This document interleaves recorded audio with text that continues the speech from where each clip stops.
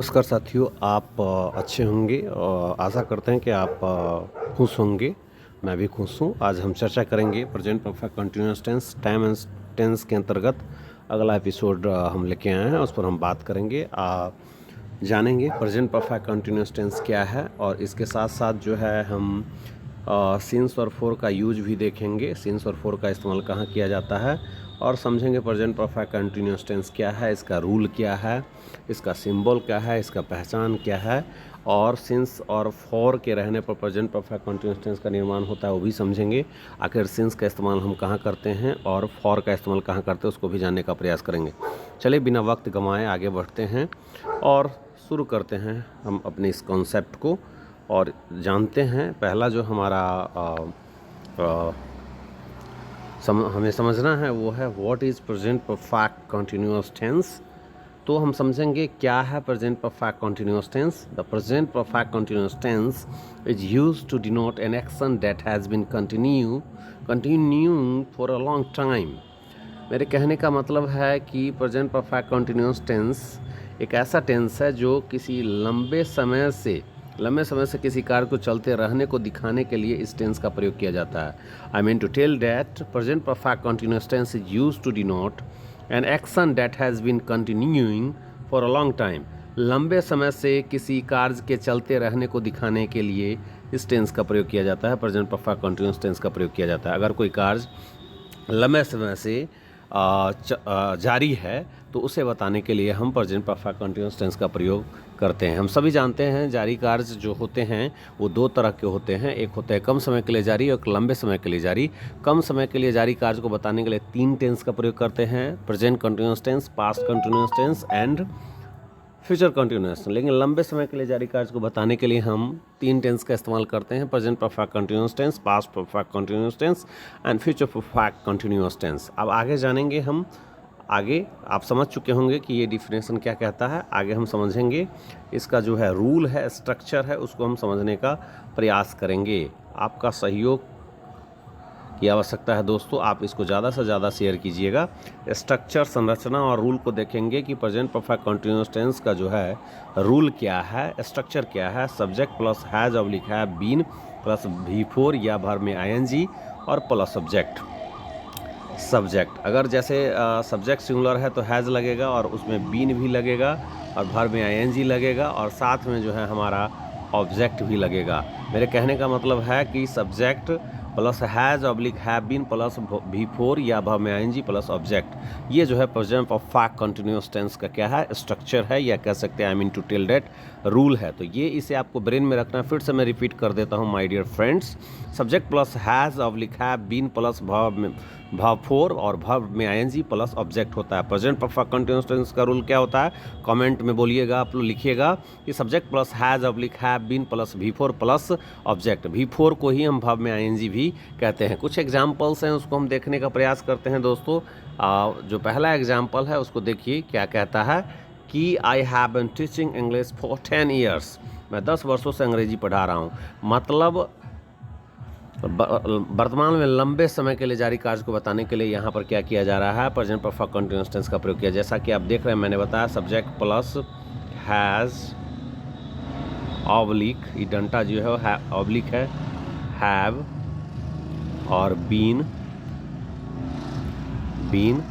और plus V4 और plus object. ध्यान दीजिएगा दोस्तों, subject plus has oblique have been plus V4 plus, देखिए यहाँ सब्जेक्ट क्या है, आई है, हैव बीन है और वर्ब में ING है और ऑब्जेक्ट है और यहाँ फॉर के रहने पर यहाँ पर प्रेजेंट परफेक्ट कंटिन्यूअस टेंस का निर्माण हो रहा है। तो I have been teaching English for 10 years का मतलब है मैं 10 वर्षों से अंग्रेजी पढ़ा रहा हूँ। अब आगे जो हम देखते हैं, आपको समझ में आ गया, ये रूल है, इसको आप अपने दिमाग में फिट कर लीजिए कि रूल क्या कह रहा है। प्रेजेंट परफेक्ट टेंस का रूल क्या है, सब्जेक्ट सिंगुलर भी हो सकता है, प्लुरल भी। अगर प्लुरल सब्जेक्ट है तो हैव बीन और V4 लगेगा, अगर सिंगुलर सब्जेक्ट है तो हैज़ बीन प्लस V4 लगेगा। Subject plus has oblique have been plus V4, verb में ING प्लस ऑब्जेक्ट जो है क्या है, स्ट्रक्चर है, या उसी को हम रूल कहते हैं, अर्थात प्रेजेंट परफेक्ट कंटिन्यूअस टेंस का रूल है। अब हम देखेंगे कुछ एग्जाम्पल है, उसको हम समझने का प्रयास करेंगे। एग्जाम्पल्स क्या हैं प्रेजेंट परफेक्ट कंटिन्यूअस टेंस का, उसको हम देखेंगे दोस्तों। ज़्यादा से ज़्यादा इस वीडियो को शेयर करेंगे, लाइक करेंगे, क्योंकि आपका एक जो प्रयास है हमारा हौसला अफजाई करता है, इसलिए आप सपोर्ट करेंगे। I have been waiting for you, मैं तुम्हारा इंतज़ार करता आ रहा हूँ। ये प्रेजेंट परफेक्ट कंटिन्यूअस टेंस का उदाहरण लंबे समय के लिए जारी कार्य को ये बता रहा है कि I have been waiting for you, मैं तुम्हारा इंतज़ार करता आ रहा हूँ, क्योंकि लंबे समय से जारी कार्य है उसको बता रहा है ये सेंटेंस। तो यहाँ आई जो है सब्जेक्ट है, हैव बिन और भर में आईएनजी है, प्लस जो है यहाँ पर प्रीपोजिशन है, और यू जो है वो प्रोनाउन है। वी हैव बिन रीडिंग, हम लोग पढ़ते आ रहे हैं। जैसा कि आप देख सकते हैं वी सब्जेक्ट है और हैव बीन जो है रूल है और भर में आईएनजी आप देख सकते हैं। अगला सेंटेंस देखते हैं हम लोग।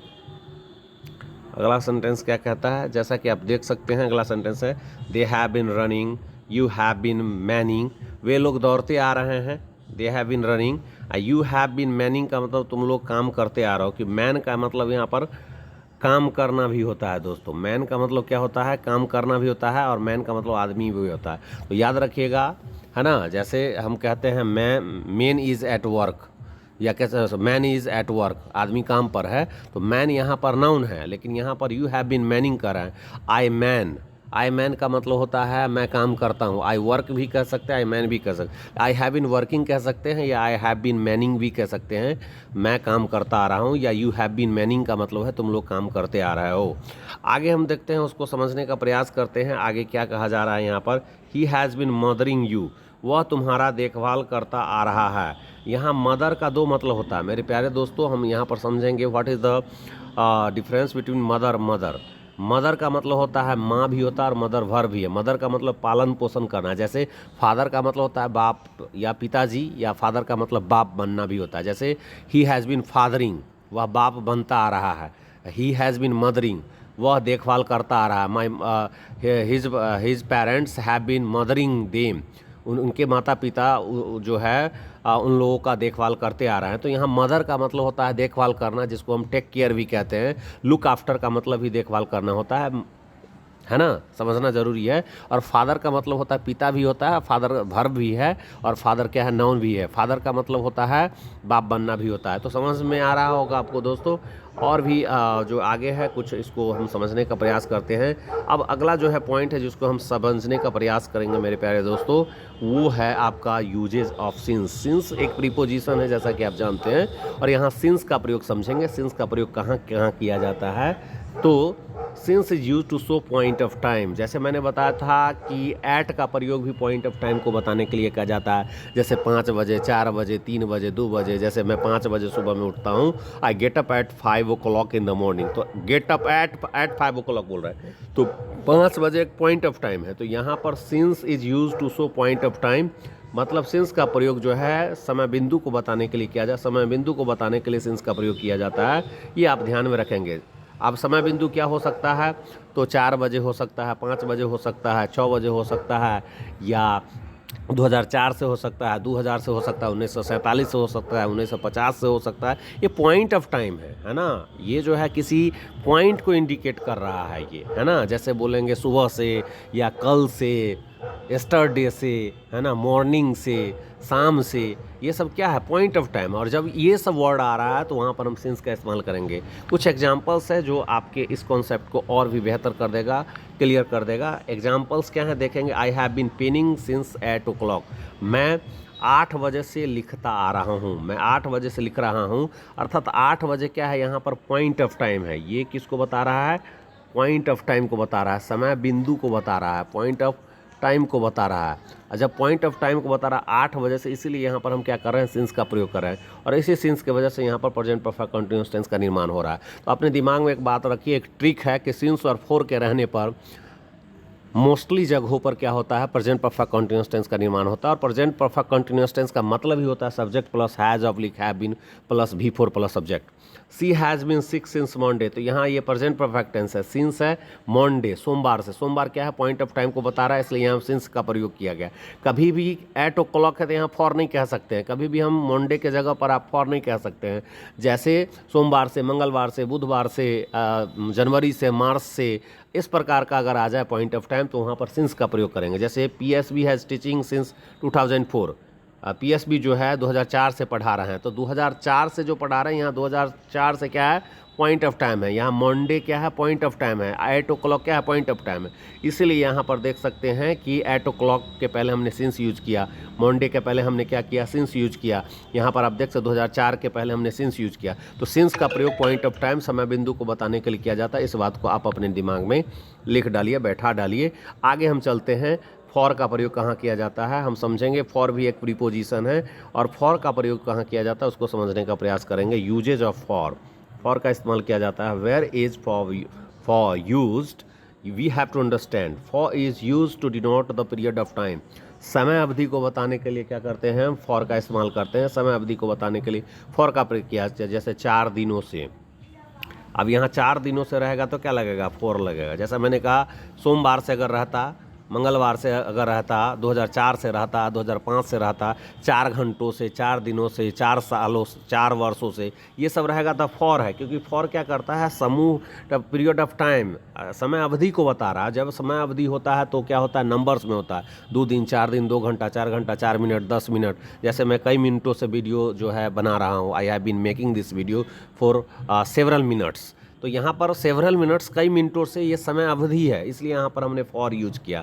तो समय अवधि को बताने के लिए हम फॉर का प्रयोग करते हैं, और समय बिंदु को बताने के लिए हम क्या करते हैं, सिंस का प्रयोग करते हैं। इसलिए मंडे से हो, मार्च से हो, जनवरी से हो, एस्टरडे से हो, या कह सकते हैं 5 बजे से हो, 4 बजे से हो, ये सब अगर रहे सेंटेंस में तो आपको सिंस का यूज करना है। अगर लेकिन पीरियड की बात हो, 4 घंटे से हो, 10 घंटे से हो, 4 मिनटों से हो, 100 मिनटों से हो, या 4 सालों से, 10 सालों से हो, कई दिनों से है, तो ये सब में क्या लगेगा, फॉर लगेगा। क्योंकि फॉर का प्रयोग जो है पीरियड ऑफ टाइम को बताने के लिए किया जाता है। जैसा कुछ एग्जाम्पल है, उस एग्जाम्पल्स को हम देख करके इस कॉन्सेप्ट को और क्लियर करने का प्रयास करेंगे। She has been reading for 4 years, वह जो है 4 वर्षों से पढ़ रही है। तो यहाँ वह फॉर जो है 4 वर्षों से पढ़ रही है। यहाँ फॉर क्या बता रहा है कि पीरियड ऑफ टाइम को बता रहा है। Mister Nitish has been delivering the speech for several years, कई वर्षों से मिस्टर नीतीश कुमार जो है क्या कर रहे हैं, भाषण दे रहे हैं। अब जैसे देख रहे हैं, I have been writing for 8 hours, 8 घंटों से मैं लिखता आ रहा हूँ। तो 8 घंटा क्या हो गया, पीरियड ऑफ टाइम हो गया।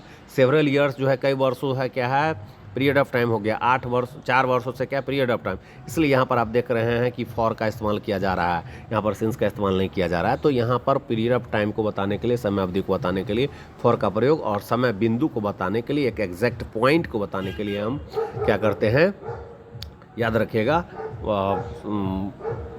सिंस का प्रयोग करते हैं। अब इस पूरे जो अभी तक हम जितना भी देखे हैं उसका एक समरी है, उसको हम समझ लेते हैं।